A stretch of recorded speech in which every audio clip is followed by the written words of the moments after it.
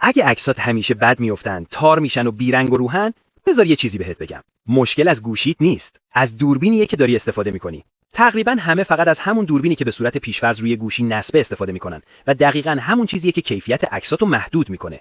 ولی آروم باش، لازم نیست گوشیتو عوض کنی که یه دوربین خوب داشته باشی. الان بهت نشون میدم چطور گوشیتو تبدیل کنی به یه دوربین واقعی.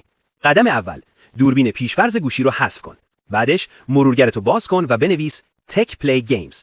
روی اولین نتیجه بزن. اون سه تا خط بالا رو لمس کن، برو توی بخش دیکاس یعنی نکته ها و جی کم رو پیدا کن. بهترین دوربین برای گوشی. حالا برند گوشی تو انتخاب کن. مثلا برای من سامسونگه. بعد همه حالتهای دوربین موجود رو تیک بزن. روی اینستالار بزن و چند ثانیه صبر کن تا دوربین جدید اضافه بشه.